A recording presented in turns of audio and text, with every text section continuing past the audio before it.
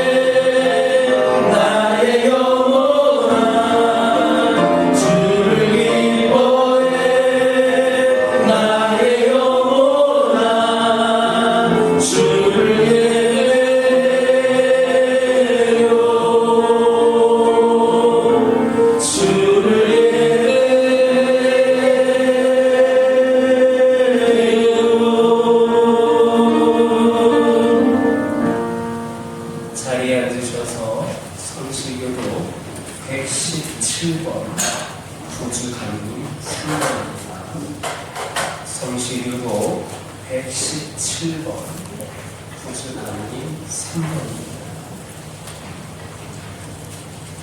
교독하겠습니다. 광야와 메마른 땅이 기뻐하며 사막이 백합화같이 피어 즐거워하며 구성에게 이어 기쁜 노래로 즐거워하며 해변의 영광과 달리와 시간의 아름다움을 그것들이 여호와의 영광 곧 우리 하나님의 아름다움을 보이로다. 너희는 약한 손을 강하게 하며 떨리는 무릎을 굳게 하며 겁내는 자들에게 이르기를 굳세어라. 두려워하지 말라. 보라 너희 하나님이 오사 보복하시며 강하시리시라. 하나님이 오사 너희를 구하시리라. 그때에 맹인의 눈이 밝을 것이며 못 듣는 사람의 귀가 열릴 것이며 그때 너는 자는 사슴같이 될 것이며 말 못하는 자의 눈은 노래하리니 이는 광야에서 물이 솟겠고 사막에서 심해가 흐를 것이니라. 뜨거운 사막이 변하여 옷이 될 것이며 메마른 땅이 변하여 온천이 될 것이며 승냥이 눕던 곳에 풀과 갈대와 부들이 날 것이며 거기에 레오가 있어 그 길을 거룩한 길이라 일컫는 바 되니 깨끗하지 못한 자는 지나가지 못하겠고 오직 구속함을 입은 자들을 위하여 있게 될 것이다. 사도신경으로 신앙 고백하십니다. 전능하사 천지를 만드신 하나님 아버지를 내가 믿사오며 그 외아들 우리 주 예수 그리스도를 믿사오니 이는 성령으로 잉태하사 동정녀 마리아에게 낳으시고 본디오 빌라도에게 고난을 받으사 십자가에 못 박혀 죽으시고 장사한 지 사흘 만에 죽은 자 가운데서 다시 살아나시며 하늘에 오르사 전능하신 하나님 편에 앉아 계시다가 저리로서 산자와 죽은 자를 심판하러 오시리라. 성령을 믿사오며 거룩한 공예와 상부가 서로 교통하는 것과 죄를 사하여 주시는 것과 몸이 다시 사는 것과 영원히 사는 것을 믿사옵나이다. 아멘. 찬송 182장입니다.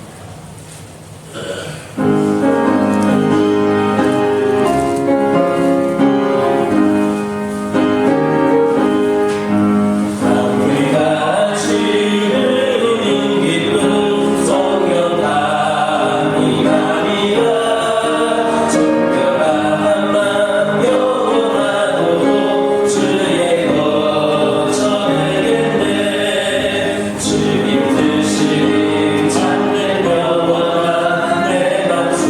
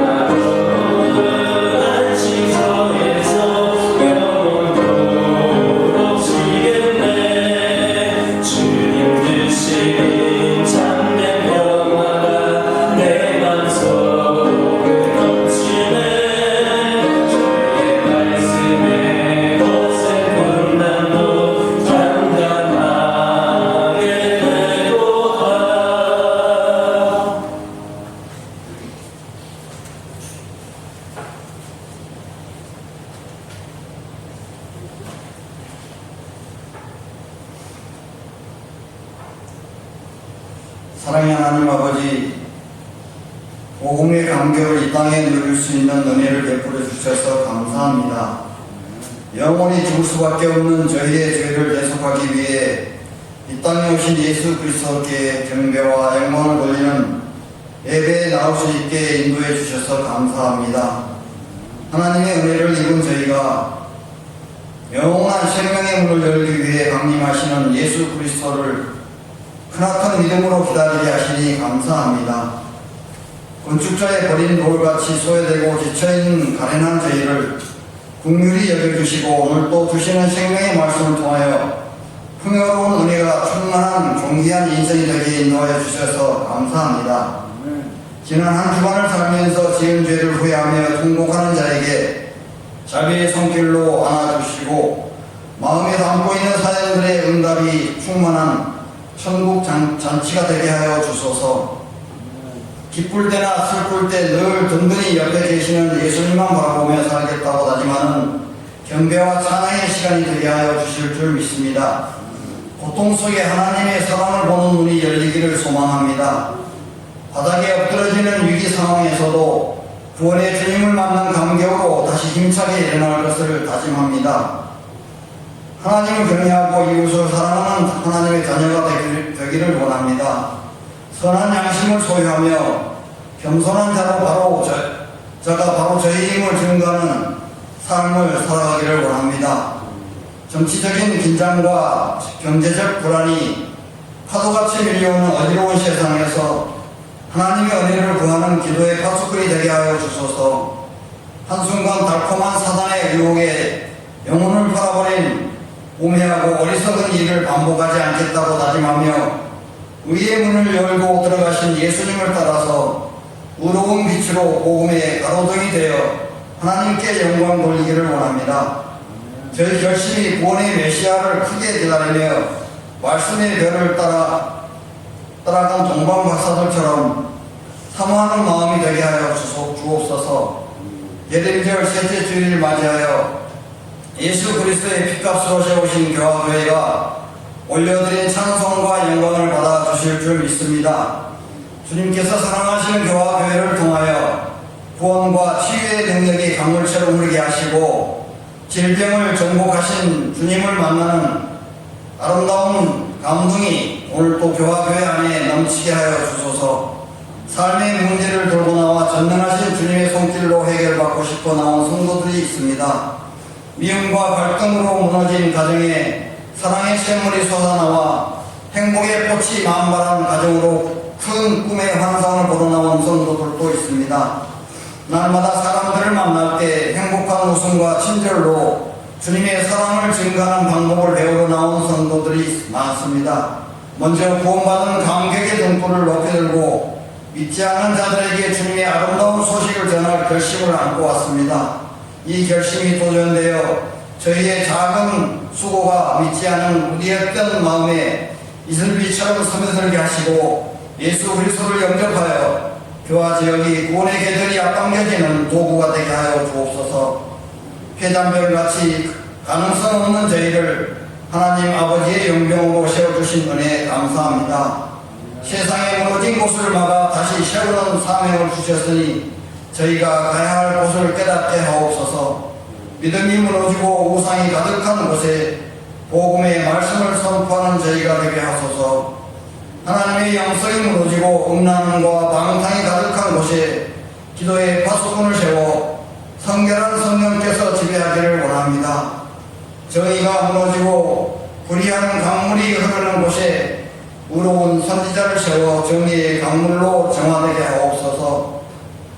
하나님의 검사되어 대적을 물리치기에는 저희 힘이 부족하오니 성령님의 능력으로 충만하게 채워주시고 진리와 사랑으로 승리하는 놀라운 비결을 전수받아 승리의 깃발로 하나님께 영광 돌리게 하소서. 아무 일이든지 다툼이나 허용으로 하지 않게 하시고 오직 겸손한 마음으로 자기보다 남을 낮게 여기는 믿음을 갖게 하시니 감사합니다.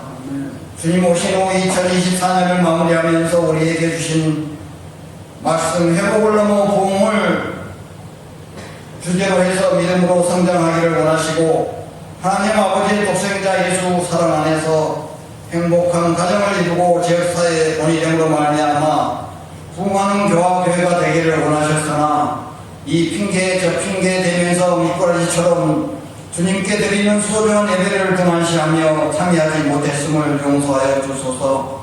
생명의 말씀을 굳게 믿고 의지하기를 원하시는 주님께서 다리에 세우신 사자 김동훈 목사님을 통하여 전해지는 말씀, 우리에게 주어진 마지막 기회라는 제목의 말씀으로 은혜받게 하시고 성령 충만하게 하셔서 힘들어하고 고통받는 이웃들에게 하나님께서 원하시는 선교와 구제사역을 끝까지 잘 감당하게 하소서.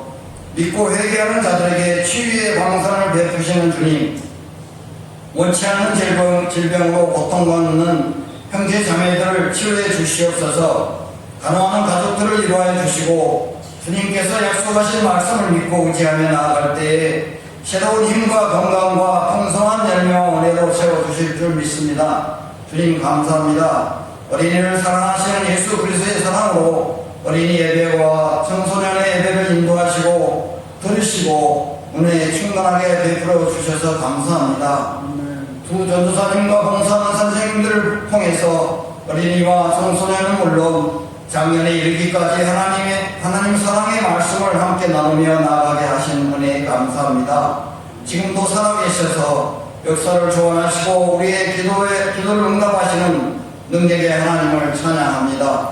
다가오는 2025년 믿음과 행함으로 든든히 살아가는 교회라는 주제로 인도하시는 주님을 찬양합니다.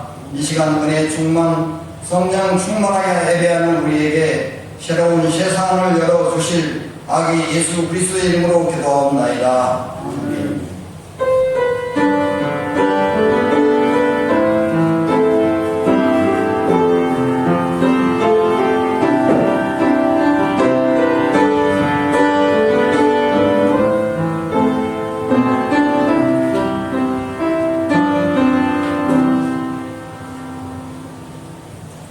하나님 말씀 누가복음 13장 6절로 9절까지입니다.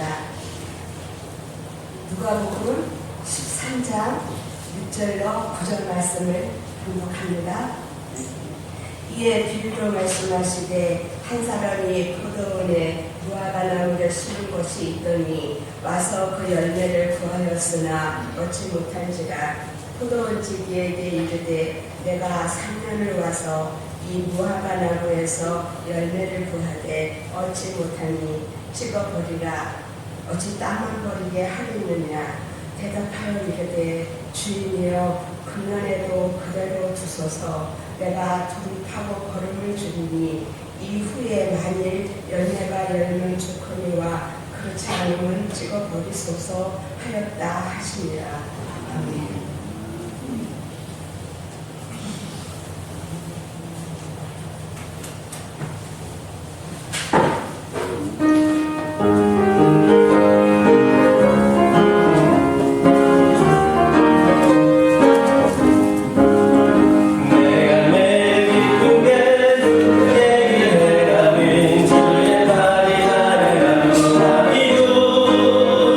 내가 주의 큰 복을 받는 자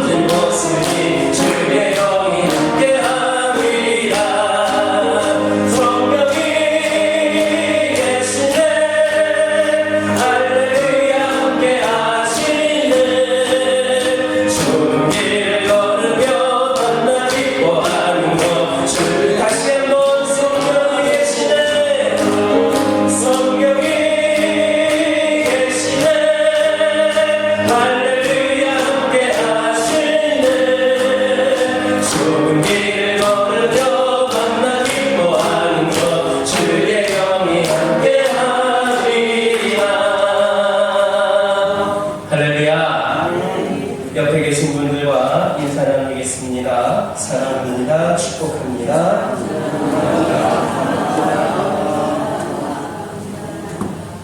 다시 한번 인사 나누겠습니다. 오늘도 은혜 많이 받으시기 바랍니다.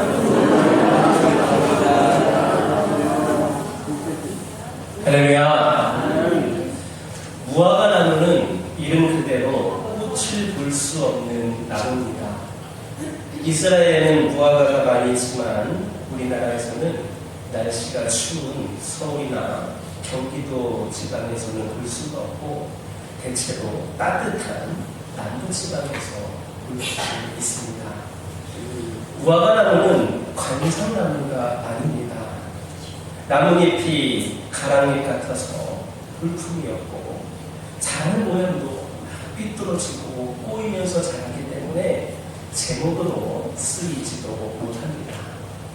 무화과 나무는 오직 그 열매를 목적으로 하여 심는 나무입니다. 따라서 무화과 나무에 열매가 없다면 그 나무는 존재의 가치를 상실하고 마는 겁니다. 목적은 존재의 가치를 결정하며 귀중한 목적은 많은 것을 투자할 만한 가치가 있습니다. 희생적인 수고를 하여도 합당하다고 할 수 있는 것은 그 높은 목적의 의미가 있기 때문에 또 그 목적이 뚜렷할 때에는 수고할 만하기도 합니다. 좀 힘들어도 할 수 있습니다. 그러나 목적이 희미한 일이라면 우리는 수고할 수 없고 투자할 수도 없습니다. 좋은 목적을 세우고 많은 수고를 기울였는데 그 결과가 목적을 배반하는 경우가 있습니다. 생각한 목적과 다르게 헛된 수고가 되고 말았다는 겁니다. 아무리 고생과 수고를 했더라도 결과가 좋으면 그동안의 고통은 모두 잊어버리고 위로를 받게 되지만 결과가 빗나갈 때에 그동안에 수고한 것이 배가 더 무겁게 누는 고통이 되어 버립니다. 목적이 크고 수고가 많으면 많을수록 더 실망이 더 큰 겁니다. 수고하지 않은 일에 열매가 없는 것은 당연한 일이고 희생하지 않는 일에 열매가 없다고 원망할 것은 없습니다. 그러나 목적에 합당한 수고를 아끼지 않았는데 열매가 없다면 이것은 정말 괴로운 일이 아닐 수 없습니다. 오늘 본문에 나타난 말씀은 비유의 말씀입니다. 마태복음 21장과 마가복음 11장에 보면 예수님께서 열매 없는 무화과 나무를 책망하실 때 나무가 곧 말라버린 것을 볼 수 있습니다. 이것은 하나님의 실제적인 사건입니다. 그러나 오늘 본문에서 말씀하시는 내용은 무화과 나무의 예를 들어서 비유로 하나님의 말씀을 우리에게 들려주시는 아주 귀한 그 비유를 들어서 우리에게 말씀해 주시는 아주 귀한 내용입니다. 하나님과 우리와의 관계, 그리스도와 우리와의 관계를 말씀해 주시는 소중한 비유입니다. 먼저 우리는 이 비유의 말씀을 통해서 깨달아야 될 진리가 있는데 첫 번째는 창조의 목적입니다. 하나님은 뚜렷한 목적을 가지고 천지만물을 창조하셨다라는 겁니다. 우주적으로 목적이 있고 특별히 인간 개별적으로 목적이 있어서 하나님께서는 각자에게 뜻을 두고 이 땅에 보내셨습니다. 사도 바울은 갈라디아서 1장에서 자기의 생애의 존재 의미에 대하여 간증하는 말로써 어머니의 태로부터 나를 개척하사 이방인의 사도가 되게 했다 하였습니다.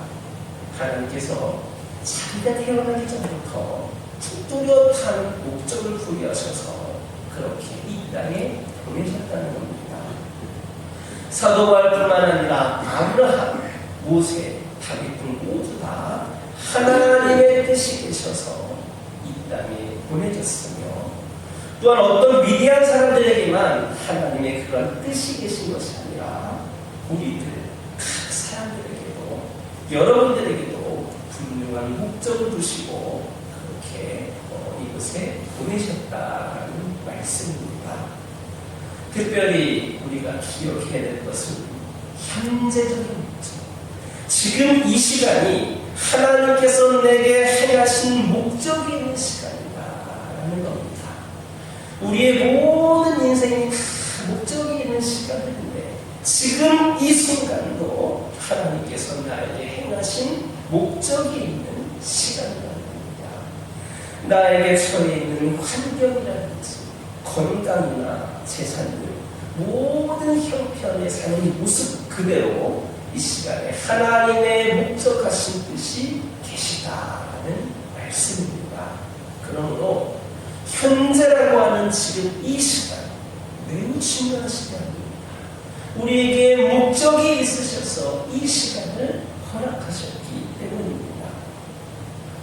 모든 것은 필연적이며 우연이라는 것은 있을 수 없습니다.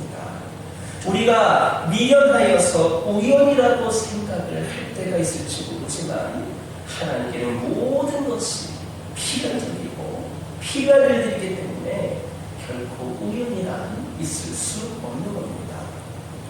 두 번째로 우리는 창조 목적이 있음과 함께 섭리적인 목적이 있다는 것도 알아야 됩니다. 하나님은 시작에서만 목적이 있는 것이 아닙니다. 창조할 때만 목적이 있는 것이 아니라 오늘까지 그 목적 속에서 경영하시고 섭리하여 오셨습니다. 시간과 정성과 물질과 많은 은사를 투자하시며 때로는 훈련을 통하여 우리를 섭리하시고 계십니다. 그런데 우리는 수고에 대한 열매를 제대로 맺지 못할 때가 많습니다. 마가복음 11장 13절을 보면 예수님께서 무화과나무를 보셨는데 열매가 없었습니다. 그때 저들이 말하기를 뭐라 합니까? 제철이 아닌데 무슨 열매가 있겠느냐 그렇게 말하였습니다. 이 말은 열매가 익을 때가 아니다라는 말입니다. 그러나 예수님께서는 익은 열매를 하셨던 것이 아닙니다. 무화과나무는 두 가지의 특징이 있는데 한 가지는 그리 잘 가꾸지 않아도 열매가 잘 맺히는 것이고 또 한 가지는 이 무화과라고 하는 한자의 의미처럼 꽃이 없는 열매라는 말입니다. 사실 꽃이 없는 게 아니라 열매 속에 꽃이 있어서 열매 자체가 꽃이기도 합니다. 모든 열매는 익어야 먹을 수 있습니다. 익지 않은 것은 떨궈서 먹을 수가 없습니다. 그러나 무화과는 익지 않은 것도 그런대로 먹을 수가 있기 때문에 시장할 때는 그것을 따먹고 우선 시장기는 면할 수가 있습니다.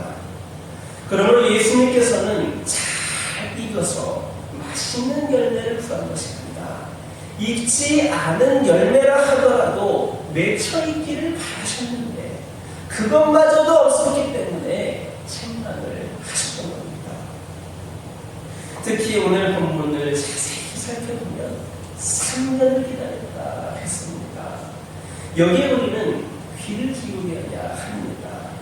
3년을 기다렸다는 것이 무슨 말이냐? 하나님께서 인내하셨다라는 말입니다. 하나님은 한 번 죄를 짓는다고 해서 당장 벌을 내리시는 그런 하나님 아니십니다. 먼저 그렇게 하신다면 살아남을 사람이 어디 있겠습니까? 죄를 짓는 그 순간마다 우리를 채찍질하신다면 우리가 어떻게 살아남을 수 있겠습니까? 여러분들도 자녀를 키워보신 분들 많이 있으시겠지만 가정에서 자녀를 양육하면서 잘못할 때마다 책망하고 실수할 때마다 때린다면 아이들 맨날 때려야 되는 겁니다. 그러나 10번 눈 감아주다가 한 번 침방하고 100번 참다가 한 번 매질하는 것, 이것이 부모의 마음입니다. 하나님도 이렇게 참으십니다. 오래 참으십니다. 그래서 하나님의 이 오래 참으시는 것을 만홀히 여기는 사람들이 많이 있습니다. 하나님은 침묵하시는 게 아니라 기다리시는 겁니다. 인내하시는 겁니다. 3년이라고 하는 이 시간도 팔짱을 떼고 앉아서 기다리는 그런 의미가 아니라, 농부가 가을을 기다리면서 참는 것은 가만히 앉아서 인내하는 것이 아니라 계속 힘을 내고 걸음을 주고 물을 가꾸는 것처럼 하나님도 그렇게 하신다라는 겁니다.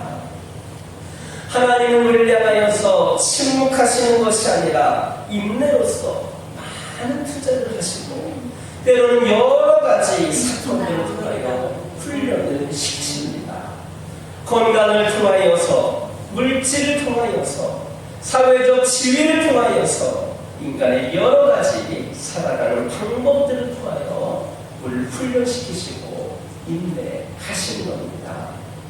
아마 우리 가운데에는 3년뿐만 아니라 10년, 20년, 50년 동안도 많은 은사와 함께 조언하시고 훈련시켜주시면서 기다려주시는 분들이 계실 겁니다.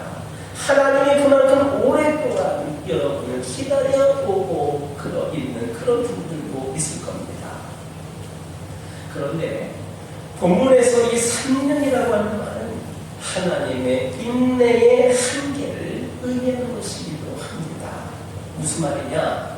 하나님의 사랑은 무한하다고 하지만 회개하고 돌아올 때만 무한히 용서하시는 것이고, 회개하지 않는 주인에게는 무한한 사랑을 베풀어 주시지 않으십니다.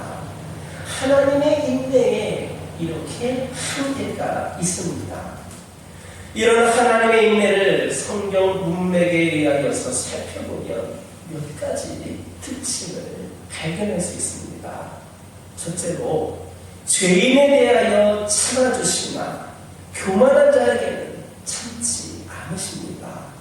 둘째로, 하나님을 떠난 자는 기다려주시지만 하나님의 인내를 만홀히 여기며 비웃는 자를 용서하시지 않으십니다.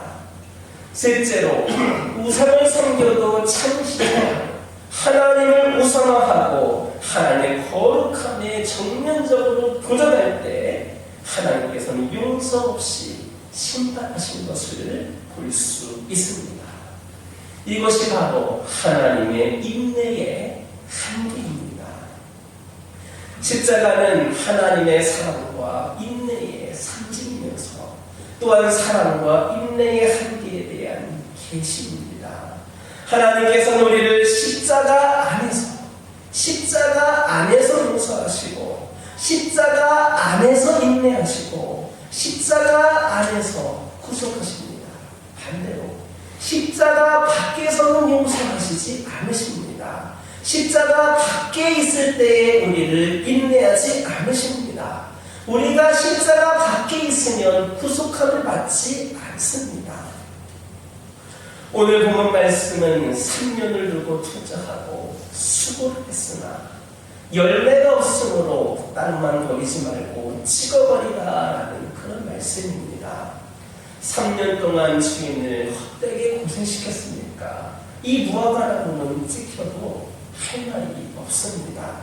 이것은 지극히 합리적인 결단이고 100번 마땅한 심판입니다.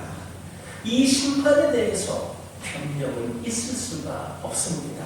그러나 포도원지기, 오늘 본문에 나오는 포도원지기의 중보적 역할이 여기에서 나타나고 있습니다. 참으로 고마운 말씀입니다. 주인에게 1년만 더 참아주시기를 간구하면서 1년간 더 수고하고 노력할 것을 그렇게 간구하여서 주인이 약속하였습니다. 당연히 찍어버려야 할 열매 없는 이 무화과나무는 이 중보자의 간구로 인하여서 미디를 멸하게 되었습니다. 오늘 우리가 아직 살아서 이렇게 하나님 앞에 설 수 있는 것은 이 중보자의 기도가 있다는 것을 알아야 됩니다. 기도해 주시는 자가 있으므로 그 위에 내가 서 있음을 잊어서는 안 됩니다. 그리고 본문에 나타난 이 중보자의 간구는 굉장히 신앙적이다라는 것을 알 수 있습니다. 첫째로 이 무화과나무가 열매 맺지 못하는 것을 생리적인 것으로 보지 않고 병리적인 것으로 보았습니다. 즉 무슨 말이냐? 본래부터 열매 맺지 못하는 나무가 아니라 무엇인가 좀 잘못되어서 오늘은 열매가 없지만 내일은 열매가 있을 것이며 지금은 비생산적 현상이지만 장차는 생산적인 현상으로 바꾸어질 수 있다. 지금은 열매를 못 맺지만 이것이 열매를 맺을 수 있다라고 믿는 겁니다. 이것이 중보자의 신앙입니다. 베데스다 목가에 누워있던 38년 된 병자가 예수님을 찾아와서 네가 낫고자 하느냐 찾아왔을 때에 예수님이 찾아오셔서 네가 낫고자 하느냐 그렇게 물으셨습니다. 이것은 38년 동안이나 누워 있었는데 그렇게 오랜 시간 동안 누워 있었는데 아직도 나을 소망을 버리지 않고 있느냐라는 것을 묻는 겁니다. 이 마지막까지 소망을 잃지 않는다는 것 매우 귀중한 일입니다. 우리가 쓰는 영어 가운데에 always 항상이라는 단어가 있습니다. 그런데 여러분 이 항상이라는 말이 쓰지 말아야 될 때가 있습니다. 예를 들어서 저녁에 늦게 들어오는 남편에게 왜 당신은 항상 그렇게 늦게 들어오는 거냐라고 그렇게 하면 그것은 우리가 좀 쓰지 말아야 될 그런 단어가 될 겁니다. 또 조금 목소리를 높이면 왜 당신은 항상 그렇게 화를 내느냐며 항상 화를 내느냐며 그렇게 표현할 때가 있습니다. 그때는 이 항상이라는 말을 사용하지 말아야 됩니다. 이 항상이라고 하는 말은 이 항상이라는 말로 인하여서 생리적인 것이 되고 본래적인 것이 되어서 고치기 어렵다는 겁니다. 원래 그러니까 원래 그런 사람이니까 라는 말이 되기 때문입니다. 어떤 사람은 거슬러 올라가서 족보까지 들춰내면서 그렇게 또 연관을 지으면서 항상 그렇다라고 말하는 사람이 있습니다. 그런데 그렇게 하게 되면 더 이상 말할 것도 없이 대화의 문이 막혀버립니다.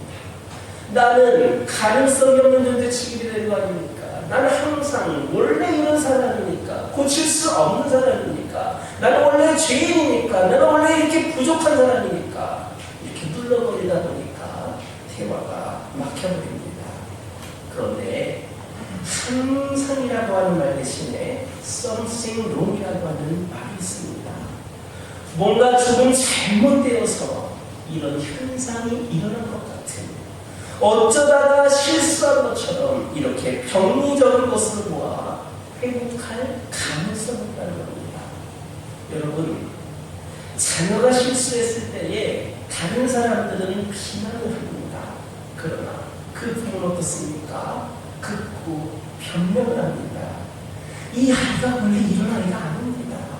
친구 잘못 만나서 이렇게 좀 문제를 일으키고 있는데 원래 우리 아이는 착한 아이입니다. 우리 아이는 원래 이런 일을 하는 애가 아닙니다. 이것이 바로 사랑입니다. 참 사랑은 언제든지 허다한 허물을 가려줍니다. 엄청난 사고를 하고 실수를 하고 그거를 본래적인 것으로 보아서 청지하지 않습니다. 이것이 중보자의 신앙입니다. 무화과 나무가 열매 맺지 못하는 것을 보고 저 나무는 원래 못 맺으니까 찍어버려야 된다라는 것이 아니라 지금 잠깐 그 문제가 있어 나무가 문제가 있어서 못 맺는 것인데 이것이 좀 고쳐지면 내년에 낼 수 있을 것이다 라고 하면서 가능성을 열어주는 것이 중보자의 신앙입니다. 두 번째로 그 과수원지기는 열매 없는 이유로 인한 심판을 자기가 함께 남긴다 했습니다. 주인은 무화과 나무의 열매가 없는 이유를 과수원지기에게 물은 적이 없습니다. 3년 동안 이 과수원지기는 고생을 했는데 거름도 주고 힘도 매고 수고할 만큼 다 했다고 생각하여서 과수원지기에게는 단 한마디의 책망도 하지를 않았습니다. 문제는 나무에 있다고 보아서 이 나무를 찍어버리라 했습니다. 그러나 과수원지기는 그 책임을 나무에게만 돌리지 말고 책임을 자기가 나눠지겠다 합니다. 모세는 이스라엘 백성들을 위하여 하나님께 기도할 때 어떻게 했습니까? 이 백성을 멸하시려거든 자기 이름을 생명책에 지어버려달라고까지 했습니다. 진정한 사람은 모든 잘못을 자기의 것으로 생각합니다. 나라든 사회든 교회든 가정이든 그 무엇이 잘못되었든 잘못된 책임이 나에게 있다 생각하여서 묵묵히 그 책임에 동참하는 것에 그것이 바로 사랑입니다. 이와 같이 책임을 같이 지고 형벌을 내가 함께 받겠다 하고 하는 자세가 오늘 우리에게 사실 많지 않는 것이 너무나도 아쉽습니다. 무슨 문제가 있을 때마다 남들 탓을 하지 않습니까? 나는 문제가 없는데 다른 것이 문제가 되지 않습니까? 세 번째로 그 과수원지기는 책임지고 열매 맺게 할 테니까 한 번 더 기회를 달라고 합니다. 1년만 더 참아달라고 하는 것은 이 무화과 나무가 어떻게 되나 두고 보자는 것이 아니라 다시 걸음을 주고 힘을 내어 1년 더 최선의 노력을 다하여서 꼭 열매를 맺게 하겠다라고 하는 겁니다. 그리고 열매가 없으면 찍어버리라고 하는 마지막 기회를 요청을 하였습니다. 이 마지막 기회라고 하는 것은 제한된 기회입니다. 종말론적 기회이며 다시 없는 기회입니다. 이 소중한 마지막 기회에는 분명히 열매를 맺어야 할 것입니다. 사실 사람은 자기 능력을 평소에 10분의 1밖에 사용하지 못한다고 합니다. 그러나 급할 때는 그 능력을 다 발휘할 수 있게 됩니다. 제가 얼마 전에 지나가다가 시를 한 편 보게 되었는데 그 제목이 뭐냐 하면 엄마의 힘입니다. 그 내용을 보면 그렇습니다. 아가의 몸무게만큼의 황금 덩어리를 들어 올리지 못하는 힘이 약한 여자일지라도 자기 뱃속에서 나온 아가만큼은 깃털처럼 풍선처럼 번쩍 하늘 높이 들어옵니다. 눈에 보이지 않지만 온 세상에 가득한 엄마의 힘, 사랑의 힘입니다. 요즘에 우리 어린아이들이 많이 신는 신발 가운데에 크록스라고 하는 신발이 있습니다. 고무로 만든 샌들 비슷한 건데 그 신발이 아이를 신기에 편하긴 하지만 좀 위험한 요소도 있습니다. 어디 마트라든지 이런 데 가면 에스컬레이터가 있는데 그 신발이 끼게 되면 말려 들어가가지고 아이들의 그 다리가 말려 들어가서 다치게 되는 일들이 종종 일어났습니다. 그런데 전에 어떤 기사를 보니까 어떤 엄마가 그 아이를 데리고 마트를 갔는데 그 아이가 에스컬레이터에서 장난을 치다가 그 아이가 신고 있던 크록스 그 신발이 에스컬레이터로 빨려 들어가기 시작한 겁니다. 그대로 놔두면 어떻게 되겠습니까? 이 아이의 발이 크게 다치는 겁니다. 그때 그 연약한 엄마가 그 크록스 신발을 잡아당기면서 아이의 발이 들어가지 않게 잠기면서 그 순간 초인적인 힘을 발휘하여서 그 신발을 찢어서 그 아이의 발이 빨려 들어가지 않았다는 겁니다. 평소에는 연약한 사람이 그 아이 앞에서는 초인적인 힘을 발휘하였습니다. 그게 엄마이기도 하고 그게 우리 인간들의 모습입니다. 결국 못하는 것이 아니라 하지 않아서 못하는 겁니다. 하나님께서 우리에게 주신 정신적 혹은 육체적인 능력을 언제 발휘할 수 있느냐 하면 우리의 마음이 큰 감격에 부딪혀서 뜨거워질 때 가능합니다. 공부한 아이들 보면 1, 2등 하는 아이들은 1, 2등을 갖춘 아이들은 공부가 잘 되고 하지 말라고 해도 잘 하지만 좀 뒷등수에 있는 아이들 같은 경우는 아무리 하려고 노력을 해도 잘 되지 않는 경우가 있습니다. 사람은 불안에 떨게 되면 무슨 일이든 잘 되지 않고 오히려 거짓 지혜가 발동하게 되고 사랑과 긍지를 느끼게 되면 창의력을 발동하게 됩니다. 하나님께서 우리에게 능력을 주셨습니다. 그 모든 능력을 발휘할 수 있는 길이 있습니다. 나를 위하여 대신 매를 맞으신 그리스도, 나 대신 십자가 형벌을 받으신 그리스도의 사랑에 감격할 때, 그냥 아는 것이 아니라 내가 감격할 때 새로운 생명이 약동하는 역사가 나타나게 됩니다. 이 과수원지기는 예수 그리스도를 상징하는 말씀입니다. 그로 말미암아 우리에게는 마지막 기회, 초월적인 기회가 주어졌습니다. 우리는 이제 마지막 시대를 살고 있습니다. 그 누구도 믿을 수 없는 각박한 세상만 바라보아서는 인간 될 수 없습니다. 그리스도는 우리에게 뜨거운 감격을 안겨줄 수 있는 수고를 지불하셨습니다. 심판받은 죄악의 세상에서 그리스도의 중보적 역할을 감당하며 그 소식을 듣는 자마다 가슴이 뜨거워질 수 있는 그런 희생을 지불하셨습니다. 이제 그리스도의 소식을 듣고 감격하여서 한번 통곡하고 회개하여 심판받는 자리에서 벗어나서 새 사람에 비해 열매내는 생활을 하는 가운데에 우리 모두가 하나님을 찬양할 수 있는 길이 열려야 하겠습니다. 이제 우리 주님 오실 날 얼마 남지 않았습니다. 우리에게 주어진 시간 많지 않습니다. 우리는 신앙생활 오랫동안 해왔지만 그 감격이 식어져 간 지 오래입니다. 다시금 우리가 그 믿음으로 뜨거워져서 우리 하나님을 위하여 더 쓰임받을 수 있는 그 능력이 우리를 통하여 나타나게 되고 이를 통하여 아름다운 역사를 이루어가는 저와 여러분 되기를 주님의 이름으로 축원합니다. 기도하겠습니다. 하나님, 우리는 벌써 심판을 받아 마땅하지만 우리를 위하여 중보의 역할을 감당하신 주님의 사랑으로 인하여 오늘의 우리가 있게 하신 그 은혜에 거룩한 은총에 감사를 드립니다. 이제 우리에게 주어진 이 마지막 기회에는 분명히 열매를 맺어서 오랫동안 인내하신 하나님의 뜻이 결실되게 하여 주옵소서. 우리의 기도와 희생을 통하여 우리의 이웃에게 새로운 구원의 역사가 나타나서 아름다운 열매를 맺는 은혜가 있게 하여 주옵소서. 예수님의 이름으로 기도드립니다. 공원 찬송 50장입니다.